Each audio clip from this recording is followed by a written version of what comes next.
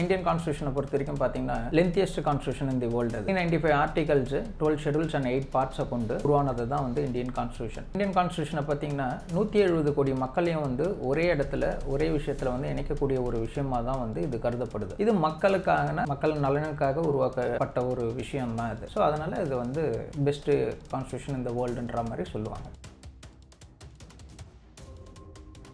சாதாரண குடிமகன்கள் இந்தியாவில் இருக்க 170 கோடி மக்களும் வந்து தெரிஞ்சக்கூடிய ஒரு விஷயம் என்னன்னு பார்த்தீங்கன்னா அவங்களுக்கான அடிப்படை உரிமைகள் நம்ம இந்த இந்திய அரசியலமைப்பு சாசனம் நம்மளுக்கு என்ன வழங்கியிருக்குன்றது தெரிஞ்சிருக்கணும். அதில் பார்த்தீங்கன்னா ஆர்டிகல் 12 35 தான் வந்து பார்ட் 3 ஆஃப் இந்தியன் கான்ஸ்டியூஷன் நம்ம சொல்லுவோம். ஆர்டிகல் 12 to 35 தான் வந்து ஃபண்டமெண்டல் ரைட்ஸை வந்து பற்றி பேசக்கூடிய ஒரு விஷயமாக இருக்கும். சட்டத்துக்கு முன்னாடி எல்லாரும் சமம். ஆர்டிகல் 19 பொறுத்த வரைக்கும் என்னென்னு பார்த்தீங்கன்னா இப்போ நம்ம பேசுகிறோம்ல இந்த பேச்சு சுதந்திரம், கருத்து சுதந்திரம், இது எல்லாமே வந்து ஆர்டிகல் 19 நம்மளுக்கு வழங்கப்பட்ட ஒரு அடிப்படை உரிமைகள். அதில் தான் வந்து பார்த்தீங்கன்னா இந்தியாவில் நம்ம எங்கே ஒன்றா வந்து போயிட்டு ஃப்ரீயாக பிஸ்னஸ் பண்ணுறதுக்கு, யாரும் வந்து நான் இப்போ தமிழ்நாட்டில் பிறந்துட்டேன், நான் நாளைக்கு டெல்லியில் போய் பிஸ்னஸ் பண்ணால் நீங்கள் வந்து இங்கே பிஸ்னஸ் பண்ணக்கூடாதுன்னு சொல்லக்கூடாது. அதாவது நம்ம ஒரு நட்பு நாடை பற்றியோ இல்லை ஒரு தனிநபரை பற்றியோ நம்ம வாய்க்கு வந்ததெல்லாம் வந்து பேசக்கூடாதுன்றது தான் அதுக்கான ரீசனபிள் ரெஸ்ட்ரிக்ஷன்ஸ். பேச்சு உரிமை இருக்குது, கருத்து உரிமை இருக்குன்றதுக்கோசம் சமூக வலைத்தளங்கள்லையோ இல்லைன்னா வந்து ஊடகங்கள்லையோ பத்திரிகை செய்திகள்லையோ வந்து ஒரு நபரை பற்றி அவதூறாக பேசுகிறதோ இல்லைன்னா வந்து ஒரு நாட்டை பற்றி அவதூறாக பேசுகிறதோ ஒரு மதத்தை பற்றி அவதூறாக பேசுகிறதோ இது எல்லாத்தையும் நம்ம பேசிட்டு எங்களுக்கு வந்து ஆர்டிகல் 19 வந்து எனக்கு பேச்சு சுதந்திரம் இருக்குன்றதை சொல்லக்கூடாது. அதாவது ஃபண்டமெண்டல் ரைட்ஸ்க்கும் ஃபண்டமெண்டல் டியூட்டிஸ்க்கும் இடைப்பட்ட வித்தியாசங்கள் என்னென்னு பார்த்தீங்கன்னா ஃபண்டமெண்டல் ரைட்ஸ்ன்றது கான்ஸ்டியூஷன் அமெண்ட் பண்ண என்ஃபோர்ஸ்மெண்ட்டுக்கு வந்த காலத்திலேருந்து இருக்குது. ஃபண்டமெண்டல் டியூட்டின்றது பார்த்தீங்கன்னா 42nd அமெண்ட்மெண்ட்டில் தான் இது பார்ட் 4A வந்து இதை எடுத்துகிட்டு வந்திருப்பாங்க.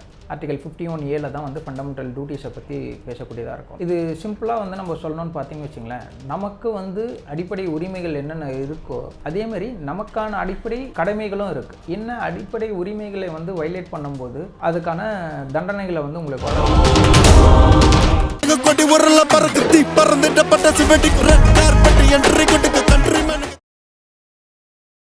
மக்கள் அனைவருக்கும் வணக்கம். சார், இந்திய அரசியலமைப்பு ஏன் உலகின் மிக முக்கியமான ஒரு அரசியல் அமைப்புகளில் ஒன்றாக கருதப்படுகிறது? அதாவது இந்தியன் கான்ஸ்டியூஷனை பொறுத்த வரைக்கும் பார்த்தீங்கன்னா lengthiest constitution in the world. அது 395 ஆர்டிகல்ஸ், 12 ஷெடியூல்ஸ் அண்ட் 8 பார்ட்ஸை கொண்டு உருவானது தான் வந்து இந்தியன் கான்ஸ்டியூஷன். 26th November 1949 தான் வந்து என்ஃபோர்ஸ்மெண்ட்டுக்கு வந்திருக்கும். என்ஃபோர்ஸ்மெண்ட்டில் வரும்போது பார்த்தீங்கன்னா 16 ஆர்டிகல்ஸோட ஃபஸ்ட்டு என்ஃபோர்ஸ் பண்ணியிருப்பாங்க. அதுக்கப்புறமா 1950 தான் வந்து 395 ஆர்டிகல்ஸும் என்ஃபோர்ஸ்மெண்ட்டுக்கு வந்தது. இந்தியன் கான்ஸ்டியூஷனை பார்த்தீங்கன்னா 170 கோடி மக்களையும் வந்து ஒரே இடத்துல ஒரே விஷயத்தில் வந்து இணைக்கக்கூடிய ஒரு விஷயமாக தான் வந்து இது கருதப்படுது. அதாவது ஒரே மரத்துக்கு கீழே ஒரே வந்து அம்ப்ரெல்லா கீழே வந்து 170 கோடி மக்கள், பல்வேறு தரப்பு மொழி பேசுகிறவங்க, பல்வேறு தரப்பு மதத்தினர், பல்வேறு மக்கள், இவங்க எல்லாரையும் வந்து ஒன்றிணைக்கக்கூடிய ஒரு விஷயம் என்னன்னு பார்த்தீங்கன்னா வந்து இந்த இந்திய அரசியலமைப்பு சட்டம் தான் செய்யுது. அதனால தான் இது வந்து மிக முக்கியமான ஒன்றாக இந்த உலகத்திலே இது கருதப்படுது. அது இல்லாமல் பல நாடுகள் சுதந்திரத்துக்கு அப்புறமா இந்த மாதிரி உருவான நாடுகளில் வந்து அந்த கான்ஸ்டியூஷன் வயலேட் ஆன விஷயங்கள் இருக்குது. பட் இந்தியா மட்டும்தான் இன்னைய வரைக்கும் வந்து அதில் சிறந்து விளங்குறது. அதனால தான் வந்து வேர்ல்ட்ஸ் பெஸ்ட் கான்ஸ்டியூஷன் அப்படின்ற மாதிரியான ஒரு விஷயத்த நம்ம சொல்லுவாங்க. அது மட்டும் இல்லாமல் பார்த்திங்கன்னா இது மக்களுக்காக மக்கள் நலனுக்காக உருவாக்கப்பட்ட ஒரு விஷயம்தான் இது. ஸோ அதனால் இது வந்து பெஸ்ட்டு கான்ஸ்டியூஷன் இந்த வேர்ல்டுன்ற மாதிரி சொல்லுவாங்க. ஸோ இது மட்டும் இல்லாமல் பார்த்தீங்கன்னா பெஸ்ட்டு கான்ஸ்டியூஷன் ஆஃப் இந்தியான்ற மாதிரி சொல்லுவாங்க. இதில் வந்து இப்போ நீங்கள் பார்த்தீங்கன்னா கரண்ட்டில் வந்து 448 ஆர்டிகல்ஸ் இருக்குது. இதை வந்து இந்த இந்தியன் கான்ஸ்டியூஷனை வந்து அமெண்ட் பண்ணலாம். அந்த அமெண்ட் பண்ணுற பவர் பார்த்தீங்கன்னா வந்து சென்ட்ரல் கவர்மெண்ட்டுக்கு தான் இருக்குது. பார்லிமெண்ட்டுக்கான அத்தாரிட்டி தான் இருக்குது. ஸ்டேட் லெஜிஸ்லேச்சரால் இந்தியன் கான்ஸ்டியூஷன் அமெண்ட் பண்ண முடியாது. அப்படி பார்த்திங்கன்னா இந்தியாவில் இது வரைக்கும் வந்து டில் இந்த 2026 வரைக்கும் பார்த்திங்கன்னா 106 அமெண்ட்மெண்ட்ஸ் வந்து எடுத்துகிட்டு வந்திருப்பாங்க. அதில் கடைசியாக வந்து 2023 வந்து 33% ரிசர்வேஷனை வந்து உமன்ஸுக்கான ரிசர்வேஷன் எலெக்ஷன்ஸில் வந்து, அதாவது மெம்பராக இருக்கிறதுக்கான பார்லிமெண்ட்டில் மெம்பராக இருக்கிறதுக்கான ரைட்ஸை வந்து 33% எடுத்துகிட்டு வந்தது தான் 106th அமெண்ட்மெண்ட்டு. ஸோ இந்த மாதிரி பல்வேறு அமெண்ட்மெண்ட்ஸை ஏன் வந்து பார்லிமெண்ட்டுக்கு கொடுத்துருக்காங்க அப்படின்னு பார்த்தீங்கன்னா காலங்கள் வளர்ச்சி அடைய வந்து மக்களுக்கான தேவைகளுக்கு ஏற்ற மாதிரி சில சட்டங்களை வந்து திருத்தம் செய்வதற்காக அந்த அத்தாரிட்டியை அவங்களுக்கு கொடுத்துருக்காங்க. ஒரு சாதாரண குடிமகன் தெரிந்து கொள்ள வேண்டிய அடிப்படை அரசியலமைப்பு உரிமைனா என்ன சார்? அதாவது சாதாரண குடிமகன்கள் இந்தியாவில் இருக்க 170 கோடி மக்களும் வந்து தெரிஞ்சக்கூடிய ஒரு விஷயம் என்னன்னு பார்த்தீங்கன்னா அவங்களுக்கான அடிப்படை உரிமைகள் நம்ம இந்த இந்திய அரசியலமைப்பு சாசனம் நம்மளுக்கு என்ன வழங்கியிருக்குன்றது தெரிஞ்சிருக்கணும். அதில் பார்த்திங்கன்னா ஆர்டிகல் 12-35 தான் வந்து part three of Indian constitution நம்ம சொல்லுவோம். இந்த ஆர்டிகல் 12 to 35 தான் வந்து ஃபண்டமெண்டல் ரைட்ஸை வந்து பற்றி பேசக்கூடிய ஒரு விஷயமாக இருக்கும். அதில் மிக முக்கியம் அப்படின்னு பார்த்தீங்கன்னா கோல்டன் ட்ரையாங்கிள் ஆர்டிகல்னு நாங்கள் சொல்லுவோம். லீகல் டேர்மில் பார்த்தீங்கன்னா ஆர்டிகல் 14, 19 and 21 இது எந்த ஒரு சூழ்நிலையிலையும் வந்து மக்களுக்கு வந்து இது வயலேட் ஆகக்கூடாதுன்றது தான். இதுதான் வந்து அடிப்படை வசதிகளை பற்றி, அடிப்படை உரிமைகளை பற்றி பேசக்கூடிய இந்த 3 ஆர்டிகல் வந்து மிக முக்கியமான ஒரு ஆர்டிக்கலாக வந்து கருதுறதுனால தான் இந்த கோல்டன் ட்ரையாங்கிள் ஆர்டிகல்ன்ற எங்கள் லீகல் சைடில் நாங்கள் சொல்லுவோம். அது என்ன கோல்டன் ட்ரையாங்கிள் ஆர்டிகல்னு பார்த்தீங்கன்னா ஆர்டிகல் 14ன்றது என்னென்னா ரைட் டு ஈக்குவாலிட்டி பிஃபோர் லான்னு ஈக்குவல் ப்ரொடெக்ஷன் ஆஃப் லான்னு சொல்லுவாங்க. சட்டத்துக்கு முன்னாடி எல்லாரும் சமம், சட்டம் வந்து பொதுவானதாக அனைவருக்கும் சமமானதாக கருதப்பட வேண்டும்ன்றது தான் வந்து சொல்லக்கூடியது.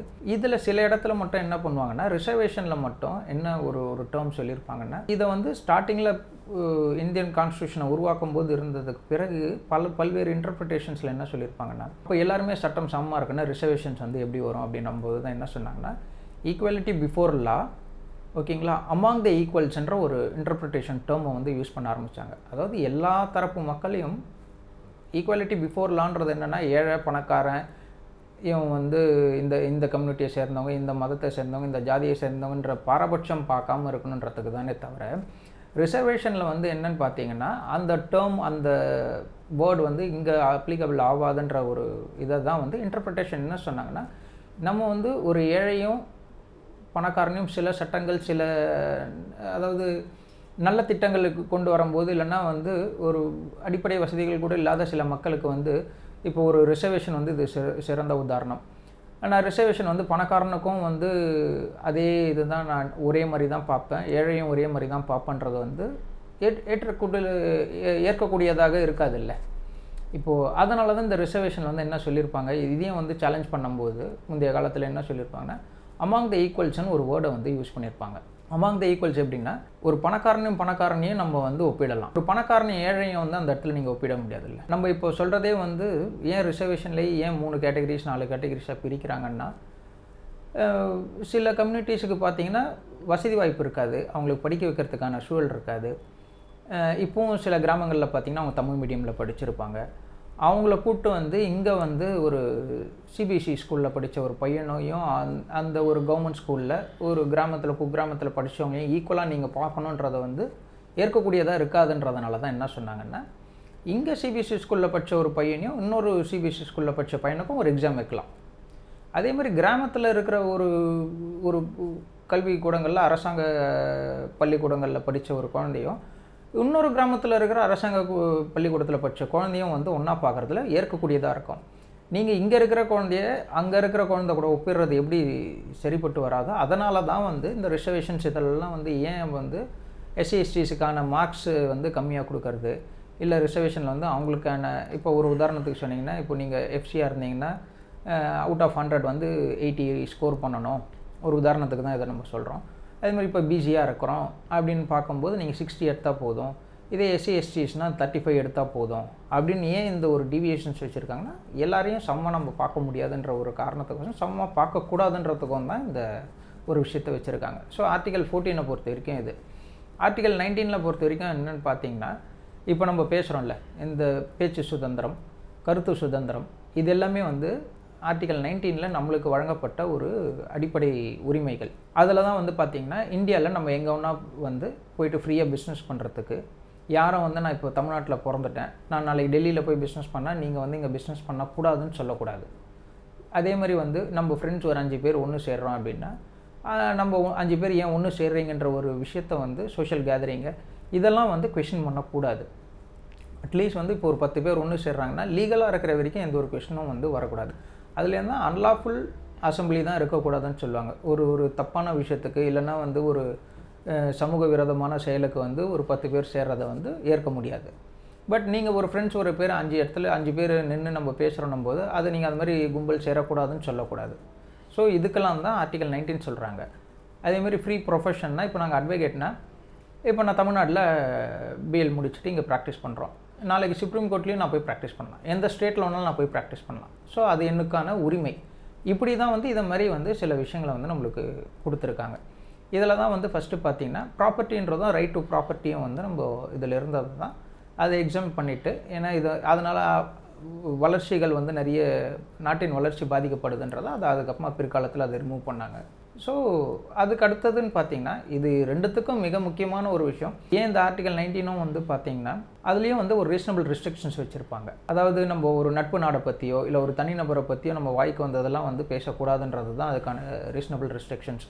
பேச்சு உரிமை இருக்குது, கருத்து உரிமை இருக்குன்றதுக்கோசம் சமூக வலைத்தளங்கள்லையோ இல்லைன்னா வந்து ஊடகங்கள்லையோ பத்திரிகை செய்திகள்லையோ வந்து ஒரு நபரை பற்றி அவதூறாக பேசுகிறதோ இல்லைன்னா வந்து ஒரு நாட்டை பற்றி அவதூறாக பேசுகிறதோ ஒரு மதத்தை பற்றி அவதூறாக பேசுகிறதோ இது எல்லாத்தையும் நம்ம பேசிட்டு எங்களுக்கு வந்து ஆர்டிகல் 19 வந்து எனக்கு பேச்சு சுதந்திரம் இருக்குன்றதை சொல்லக்கூடாது. ஸோ அதனால தான் அந்த ரீசனபிள் ரெஸ்ட்ரிக்ஷன்ஸ் வச்சுருப்பாங்க. அந்த ரீசனபிள் ரெஸ்ட்ரிக்ஷன்ஸ் என்னென்னு பார்த்தீங்கன்னா, நம்ம நாட்டோட ஒரு நட்பு நாடு இருக்குது அப்படின்னு வச்சிங்கன்னா அந்த நாட்டை பற்றி பேசினாலும் அது வந்து வயலேஷன் தான். ஸோ அதனால தான் அந்த ரீசனபிள் ரெஸ்ட்ரிக்ஷன்ஸை வச்சுருக்காங்க. அதை மீறி பேசக்கூடியவங்களுக்கு வந்து சட்ட ரீதியாக வந்து தண்டிக்கப்படுவார்கள். இது 2 ஆர்டிகல்ஸ் மாதிரி கிடையாது. ஆர்டிகல் 21 என்ன அப்படின்னு பார்த்தீங்கன்னா, மிக முக்கியமான அடிப்படை உரிமைகள் என்னென்னா ரைட் டு லைஃப் அண்ட் லிபர்ட்டின்னு சொல்லுவாங்க. ஒரு மனிதன் வாழ்வதற்கான தேவைகள் அனைத்தையும் பூர்த்தி செய்யக்கூடியது தான் இந்த ஒரு ரைட் டு லைஃப்ன்றது.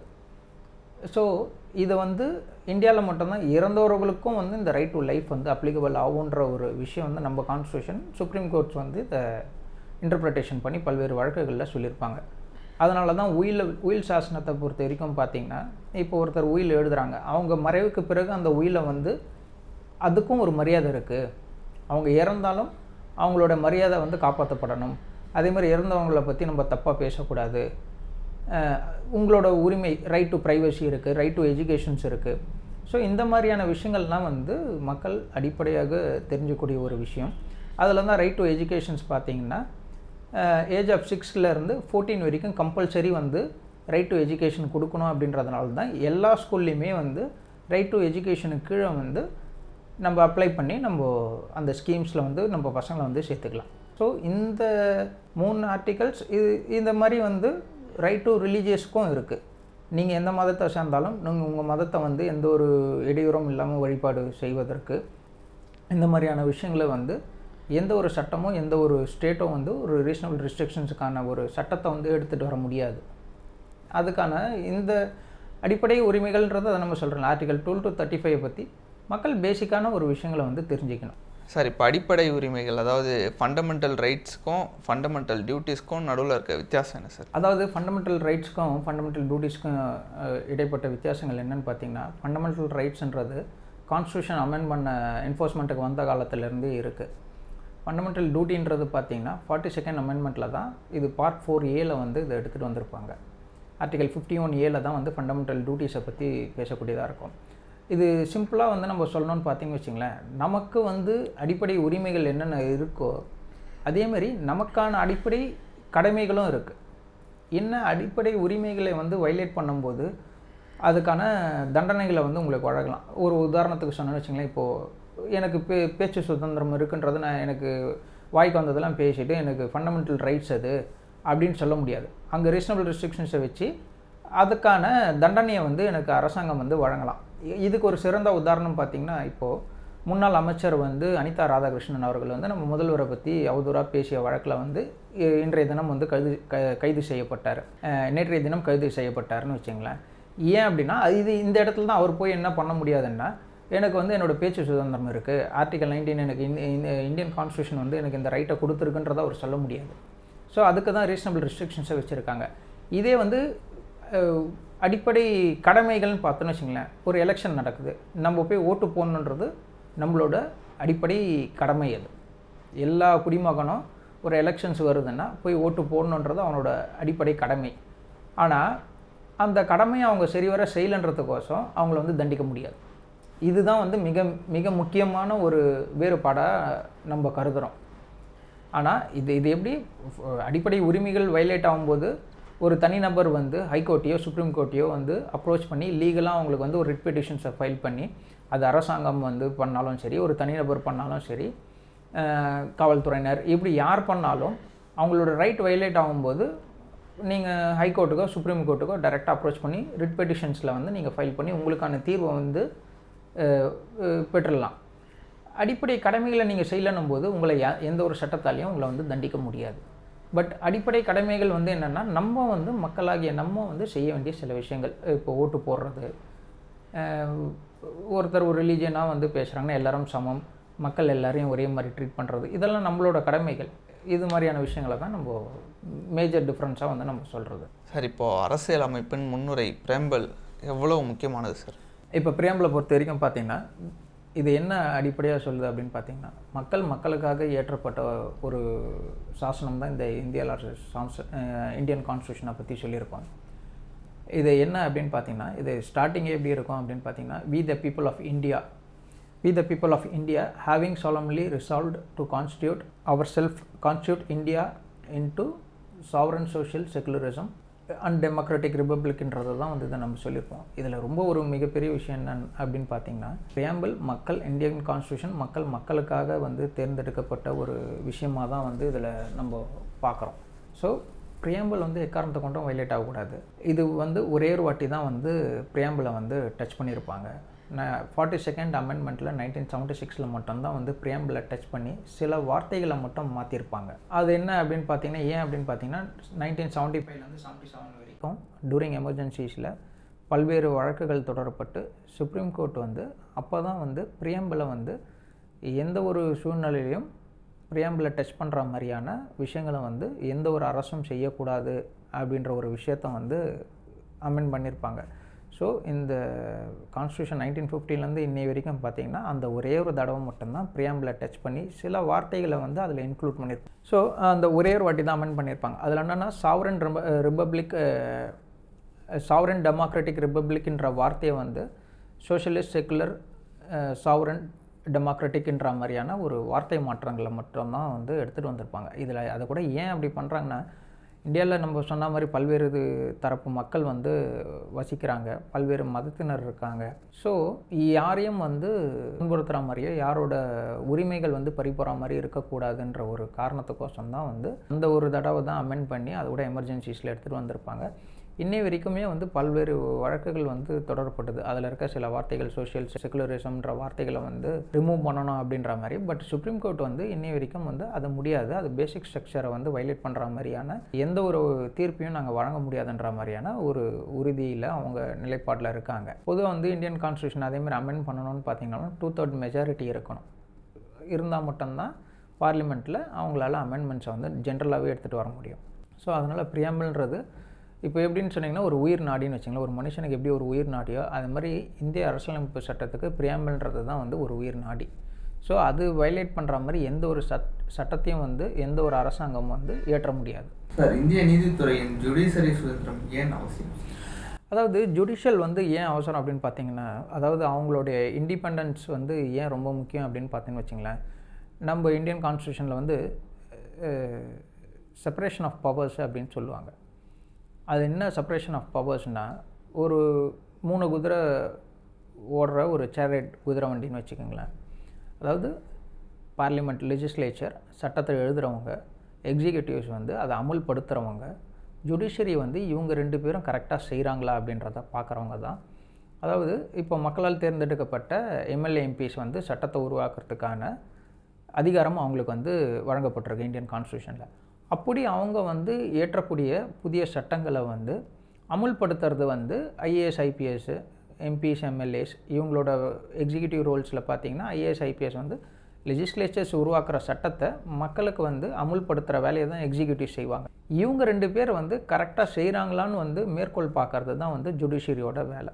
ஒரு புதுசாக ஒரு சட்டத்தை ஏற்றுறாங்க அப்படின்னா அது வந்து எங்கேயாவது இந்த அடிப்படை உரிமைகளை வந்து வயலேட் பண்ணுற மாதிரி இருக்கா, அப்படி ஏற்றப்பட்ட சட்டத்தினால பொதுமக்கள் யாராவது பாதிக்கப்படுறாங்களா, இல்லை பொதுமக்களோட வந்து அடிப்படை சுதந்திரம் ஏதாவது பாதிக்கப்படுதா அப்படின்ற விஷயங்களை வந்து பார்க்கக்கூடியது தான் வந்து ஜுடிஷியரியோட.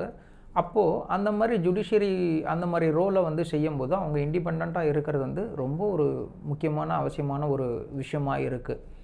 அதனால தான் வந்து இவங்க 2 பேர் செய்கிற தவறை வந்து ஜுடிஷியல் ரிவ்யூன்ட்டு ஆர்டிகல் 13 கீழே ஒரு சட்டத்தை ஏற்றி, இல்லைன்னா அந்த சட்டத்தை அமுல்படுத்துறதுல ஏதாவது ஒரு இடையூறுகளோ இல்லை அந்த வழிமுறைகளை வந்து சரியாக வந்து பின்பற்றலைன்னா ஜுடிஷியல் ரிவ்யூ கீழே போயிட்டு நம்ம வந்து அந்த சட்டத்தை வந்து அன்கான்ஸ்டியூஷனல்னு ப்ரூவ் பண்ணலாம். வயலேஷன் வந்து பேசிக் ஃபண்டமெண்டல் ரைட்ஸோட வயலேஷனாக இருக்குன்றதை வந்து உறுதி செஞ்சு அதை வந்து அந்த சட்டத்தையே வந்து நீங்கள் செல்லாதுன்ற மாதிரியும் பண்ணலாம். இதுக்கு ஒரு சமீபத்தில் ஒரு உதாரணம் பார்த்தோம் அப்படின்னிங்கன்னா, பிரசிடெண்ட்டோ கவர்னரோ வந்து 30 நாளைக்கு மேலே லோக்சபாலேயோ வந்து இப்போ இந்த ஸ்டேட்டில் வந்து இந்த கவர்னர் தமிழ்நாட்டில் வந்து கவர்னரோட இஷ்யூ போயிட்டு இருந்தது.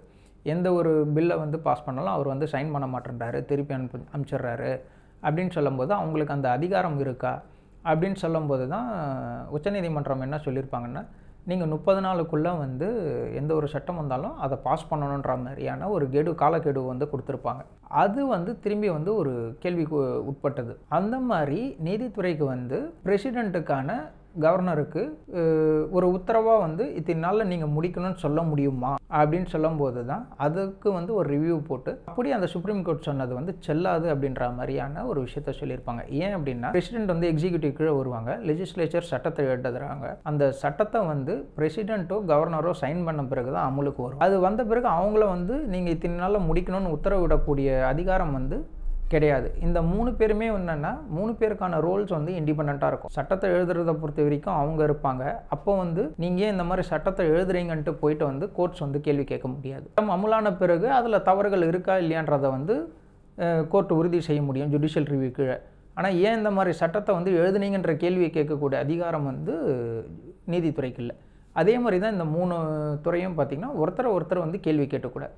பொதுவான ஒரு விஷயத்துக்கு தேவைப்படுதுன்னும் போது இவங்க இந்த 3 துறையும் வந்து ஒன்றா செயல்படும். ஸோ இது வந்து இந்தியன் ஜுடிஷியரியோட ரொம்ப ஏன் அந்த இண்டிபெண்டன்ஸ் இருக்கணும் அப்படின்னு பார்த்தீங்கன்னா, இன்னொரு விஷயம் ஏன் அப்படின்னு பார்க்கணும்போது, இப்படி சட்டத்தை எழுதுகிறாங்கன்னும் போது அவங்க ஒரு தீர்ப்பு வழங்குறாங்கன்னு வச்சுக்கலாம், அவங்களுக்கான எந்த ஒரு பயமும் அச்சுறுத்தலோ இருக்கக்கூடாது. அதாவது அரசியல் சார்ந்தோ இல்லைன்னா வந்து ஒரு தனிநபரை பார்த்து பயப்படுற விஷயமோ இதெல்லாம் இருக்கக்கூடாதுன்றதுனால தான் அந்த ஜுடிஷியல் ரிவ்யூ வந்து வச்சுருக்காங்க. இதுலேயுமே பார்த்திங்கன்னா இதுக்கு ஒரு சிறந்த ஒரு உதாரணமாக அவங்களுக்கு எந்த ஒரு பயமோ அச்சுறுத்தலோ இல்லாமல் வந்து யார் தவறு செய்தாலும் அது அரசே தவறு செய்தாலும் தவறுன்னு சுட்டி காட்டக்கூடிய அதிகாரத்தில் இருக்கக்கூடியவங்க தான் வந்து நீதிபதிகள். அதனால தான் பார்த்திங்கன்னா உச்சநீதிமன்ற நீதிபதியோ நீதிபதியோ வந்து ஜஸ்ட் லைக் தட் வந்து பணி நீக்கம் வந்து செய்ய முடியாது. ஒரு உச்சநீதிமன்றமோ உயர்நீதிமன்ற நீதிபதி வந்து ஒரு தீர்ப்பு வழங்கிட்டாரு, அரசுக்கு எதிராக வந்து ஒரு தீர்ப்பை வழங்குறாரு அப்படின்னு சொன்னால் அவங்கள வந்து பணியிலிருந்து நீக்க முடியாது. அதுக்கான ஸ்பெஷல் பவர்ஸை தான் அவங்க வந்து கொடுத்துருக்காங்க. அப்படி வந்து உச்சநீதிமன்றம் உயர்நீதிமன்ற நீதிபதிகளை வந்து பணியிட நீக்கம் செய்யணும் அப்படின்னு பார்த்தீங்கன்னா பார்லிமெண்ட்டில் 2/3 மெஜாரிட்டி வந்து ஓட் போட்ட பிறகு தான் அவங்கள வந்து இம்பீச்மெண்ட் பண்ணி அந்த ஒரு ப்ரொசீடிங்ஸையே வந்து எடுக்க முடியும். ஏன் இதை வந்து அவங்களுக்கு கொடுத்துருக்காங்கன்னா, அப்போ தான் அவங்க எந்த ஒரு பயமும் பாராபட்சமும் இல்லாமல் அது அரசியல் கட்சிகளோ இல்லைன்னா வந்து அரசாங்கமோ ஒரு தவறு செய்யும் போது அவங்களுக்கு எதிராக வந்து அவங்களால வந்து நடவடிக்கை எடுக்க முடியும், அவங்களுக்கு எதிராக வந்து தீர்ப்பு வந்து வழங்க முடியும். அதனால தான் அவங்களோட சம்பளத்தை கூட பார்த்திங்கன்னா கன்சாலிடேட்டட் ஃபண்ட்ஸில் இருந்து தான் நீதிபதிகளுக்கான சம்பளம் வந்து கன்சாலிடேட்டட் ஃபண்ட்ஸ் ஆஃப் இந்தியாவிலேருந்து தான் வந்து அவங்களுக்கு ஒதுக்கப்படுவாங்க. ஏன்னா அதை குறைக்கிறதுக்கு கூட வந்து பழிவாங்கும் நடவடிக்கையாக வந்து எந்த ஒரு அரசாங்கம் வந்து நீதிபதி சம்பளத்தை குறைக்கிறதோ அவங்கள பணியிடம் நீக்கம் செய்கிறதோ வந்து இந்த மாதிரியான ஒரு அவங்களுக்கு த்ரெட் கொடுக்குற மாதிரியான விஷயங்களை வந்து பண்ணக்கூடாதுன்றது தான் நீதிபதி. அதுவும் பர்டிகுலராக பார்த்திங்கன்னா உச்சநீதிமன்ற உயர்நீதிமன்ற நீதிபதிகளுக்கு ஏன் இந்த ஒரு அங்கீகாரம் வழங்கப்பட்டிருக்குன்றதுக்கு பின் காரணமும் இதுதான் இருக்குது. இதுக்கு தான் ஒரு விஷயமாக வந்து பார்க்குறோம். அதனால தான் வந்து அவங்க வந்து they are the guardian of constitution. ஏன் வந்து உச்ச நீதிமன்றத்தையும் உயர்நீதிமன்றத்தையும் சொல்கிறாங்கன்னா, அவங்க தான் இந்த இந்திய அரசியலமைப்பு இந்தியன் கான்ஸ்டியூஷனுடைய கேரண்டராக வந்து அவங்க தான் அவங்கள வந்து இதை பாதுகாக்கக்கூடிய ஒரு இடத்துல அவங்க இருக்காங்க. இப்போது சமூக ஊடகங்களில் பதிவிடும் போது அரசியலமைப்பு சட்டத்தை எப்படி மதிக்கிறது?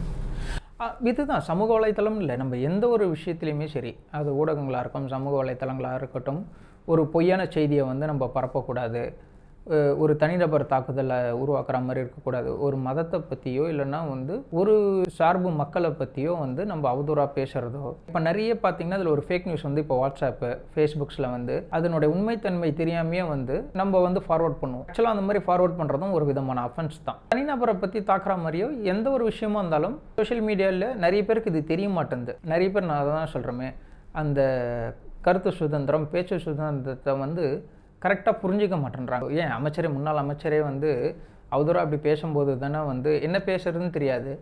ஏன் அப்படின்னா ஈவன் அவங்க இல்லை, நிறைய யூடியூப்ஸில் இருக்கிறவங்க இப்போ நம்மளே கூட ஏன் பார்த்து பேச வேண்டியதாக இருக்குது அப்படின்னு பார்க்கும்போது ஒரு சின்ன வார்த்தைக்கு கூட ஒரு தவறுதலான ஒரு புரிதலுக்கு வந்து மக்களுக்கு போய் சேர்ந்துடக்கூடாது. ஸோ அதனால தான் வந்து பேச்சுரிமை எனக்கு கொடுத்துருக்கான்னு தெரிஞ்சாலும் அந்த பேச்சுரிமையை நம்ம எந்த அளவுக்கு நம்ம பயன்படுத்தணும், அது வந்து உங்களுக்கு முழு சுதந்திரம் கிடையாது. அதில் வந்து ரீசனபிள் ரெஸ்ட்ரிக்ஷன்ஸ் இருக்குது. ஒரு தனிநபரை தாக்குதல் பண்ணுறதோ இல்லைனா இப்போது வாட்ஸ்அப்லேயே அந்த விஷயம் உண்மையாக பொய்யான்னு தெரியாமல் அதை அப்படியே ஃபார்வர்ட் பண்ணுறதே ஒரு விதமான அஃபென்ஸ் தான். அது ஃபேக் நியூஸாகவும் இருந்தாலும் அதுவுமே வந்து இப்போ ஒரு புகைப்படம் வருது, இல்லை ஒருத்தரை பற்றி ஒரு செய்தி வருது, அது உண்மையாக இல்லையான்னு தெரியாமல் நம்ம வந்து அதை அடுத்தவங்களுக்கு ஃபார்வர்ட் பண்ணுறோம் அப்படின்னும்போது அதுவுமே வந்து ஒரு அஃபென்ஸ் தான். அந்த தனிநபரை வந்து தாக்கக்கூடிய விஷயமா இருக்கலாம், இல்லை ஒரு பொய்யான செய்தியை வந்து நீங்கள் பரப்புறது வந்து ஒரு குற்றச்செயல் தானே. அதனால் மக்கள் வந்து ரொம்ப இந்த மாதிரி யூடியூப் சேனல்ஸு ஜென்சி கிட்ஸ்லாம் வந்து என்னென்னு பார்த்தீங்கன்னா இந்த அடிப்படை விஷயங்களை வந்து அவங்க கண்டிப்பாக தெரிஞ்சிருக்கணும். ஸோ அது ரொம்ப மிக முக்கியமான ஒரு விஷயம். இல்லைன்னா வந்து இந்த மாதிரி தண்டனைக்கான நடவடிக்கைகள் கண்டிப்பாக எடுக்கப்படும். இந்திய அரசியலமைப்பு காலத்திற்கு ஏற்ப தொடர்ந்து மாற வேண்டுமா? அது எதனால் சார்? இல்லை, கண்டிப்பாக காலத்துக்கு ஏற்ற மாதிரி மாற வேண்டும். இதை வந்து த கிரியேட்டர்ஸ் ஆஃப் கான்ஸ்டியூஷன் இப்போ அம்பேத்கர்லேருந்து அதில் இருந்த பல்வேறு மக்கள் வந்து சொன்ன ஒரு விஷயம் என்னென்னா, இந்தியன் கான்ஸ்டியூஷன் வந்து பல்வேறு காலகட்டத்துக்கு ஏற்ற மாதிரி மக்கள் நாடு வளர்ந்துகிட்டே இருக்குது, மக்கள் வந்து முன்னேறிட்டே இருக்காங்க, அதுக்கேற்ற சட்ட திருத்தங்கள் வந்து கண்டிப்பாக கொண்டு வரணும்ல. அதனால் அமெண்ட்மெண்ட்ஸ் இப்போ அதை தான் வந்து இந்த அமெண்ட்மெண்ட்ஸ் மூலியமாக எடுத்துகிட்டு வராங்க. அதுதான் ஏன் சென்ட்ரல் கவர்மெண்ட்டுக்கு மட்டும் அந்த பவர்ஸ் கொடுக்குறாங்க, ஸ்டேட்டுக்கு கொடுக்கலன்னா, ஸ்டேட் கவர்மெண்ட் வந்து ஜஸ்ட் லைக் தட் வந்து ஒரு இந்தியன் கான்ஸ்டியூஷனை வந்து அமெண்ட் பண்ணக்கூடிய பவர் ஏன் கொடுக்கல அப்படின்னு பார்த்தீங்கன்னா, இங்கே வந்து நம்ம 28 ஸ்டேட் இருக்குது. அந்தந்த ஸ்டேட் நினச்சா என்ன பண்ணலான்னா அது வந்து ஜனநாயக நாடாக இருக்காது. ஸோ அதனால தான் வந்து மத்திய அரசாங்கத்துக்கு அந்த பவர்ஸை கொடுத்துருக்காங்க. மத்திய அரசாங்கமும் வந்து ஜஸ்ட் லைக் தட் அவங்க அமெண்ட் பண்ண முடியாது. ஸோ இதை தான் வந்து நாங்கள் செக்ஸ் அண்ட் பேலன்சஸ்ன்னு சொல்லுவோம். ஒரு சட்டத்தை இவங்க வந்து அமெண்ட் பண்ணுறாங்கன்னா அந்த அமெண்ட் பண்ணும்போது இதுக்கான செக்ஸ் அண்ட் பேலன்சஸ், அது நல்ல சட்டமா என்ன ஏது, இப்போது ஸ்டேட்டுங்களுக்கும் அந்த உரிமை கொடுத்துட்டாங்கன்னு வச்சுங்களேன். இது யார் வேணால் போய் சட்டத்தை என்ன வேணால் எழுதிடலாம், யார் வேணால் இந்த இந்தியன் கான்ஸ்டியூஷனை வந்து அமெண்ட் பண்ணிடலாம், மாற்றிடலாம் அப்படின்ற மாதிரியான ஒரு விஷயங்கள் நடந்துடக்கூடாது. அது ஒரு காலகட்டத்தில் வந்து மக்களுக்கு எதிராக வந்து போயிடக்கூடாதுன்றதுனால தான் அந்த காலத்துலேயே வந்து அதை சொன்னாங்க. பட் தேவைக்கேற்ப சில விஷயங்களை வந்து மாற்றி தான் ஆகணும். இப்போ அது சமீபத்தில் பார்த்திங்கன்னா ரிசர்வேஷன் வந்து ஒரு பேச்சு பொருளில் நடுவில் அப்பப்போ வந்து போகும். 50 ஆண்டுகள் 55 ஆண்டுகளாக வந்து நம்ம ஆல்மோஸ்ட் வந்து ரிசர்வேஷன்ஸை வந்து வச்சுருக்கோமே, இன்னும் நாடு முன்னேறலையா, ஏன் ரிசர்வேஷன்ஸை வந்து ஏன் அபாலிஷ் பண்ணக்கூடாது? ஏன்னா இத்தனை வருஷம் இருந்து இப்போ மக்கள் வந்து முன்னேறிட்டாங்கல்ல, ஏன் இப்பவும் வந்து அந்த ரிசர்வேஷனை வந்து நம்ம ஃபாலோ பண்ணணும்? ஸோ ரிசர்வேஷன்ஸை வந்து அபாலிஷ் பண்ணலாம் அப்படின்ற மாதிரியான ஒரு விஷயங்களை சொல்லியிருக்காங்க. ஸோ இப்போது இது என்னென்னா காலம் மாற்றத்துக்கு ஏற்ற மாதிரி சில அமெண்ட்மெண்ட்ஸ் எடுத்துகிட்டு வரணுன்றதுனால அந்த ஒரு அதிகாரம் அவங்களுக்கு கண்டிப்பாக தேவை. ஒவ்வொரு இந்திய குடிமகனும் நினைவில் வைத்திருக்க வேண்டிய ஒரு அரசியலமைப்பு செய்தி, அதாவது இந்த இந்தியன் கான்ஸ்டியூஷன், இந்திய அரசியலமைப்புன்றது வந்து மக்களுக்காக உருவாக்கப்பட்ட ஒரு விஷயந்தான். ஸோ அதை வந்து நம்ம ஃபஸ்ட்டு மதிக்கணும். இதில் தான் வந்து அடிப்படை உரிமைகளும் அடிப்படை கடமைகளும் பார்த்திங்கன்னா ஒரு காயினில் இருக்க 2 சைடு மாதிரி. ஃபண்டமெண்டல் ரைட்ஸ் அண்ட் ஃபண்டமெண்டல் டியூட்டின்றது ஒரு காயினோட 2 துருவங்கள் மாதிரி, ஹெட் அண்ட் டைல் மாதிரி. ஸோ எந்த அளவுக்கு வந்து அடிப்படை உரிமைகளை வந்து நம்ம ஒரு அரசாங்கத்து கையில் வந்து எதிர்பார்க்குறோமோ அந்த அளவுக்கான கடமையை வந்து நம்மளும் இந்த நாட்டின் வளர்ச்சிக்கு, இந்த உலகத்தில் பார்க்கும்போது இன்றைக்கி இந்தியாவை பார்த்து இந்தியா வேகமாக வளர்ந்து வர நாடு.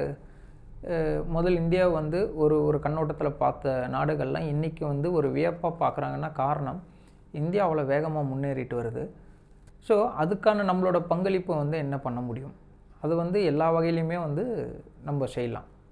ஸோ இதுதான் ஒரு விஷயம். அது இல்லாமல் அடிப்படை உரிமைகள், நம்மளோட அடிப்படை உரிமைகளும் வந்து பறிபோகாமல் நம்ம பார்த்துக்கணும். அடுத்தவங்களோட உரிமையும் வந்து நம்ம கையில் எடுத்துக்கக்கூடாதுன்ற ஒரு சில விஷயங்களை வந்து நம்ம பார்த்துக்கணும். ஓகே சார், அரசியலமைப்பு சட்டத்தைப்படி இப்போ நிறைய விஷயம் நம்ம தெரிஞ்சுக்கணும். அடுத்த பதிவு செஞ்சோம். நன்றி.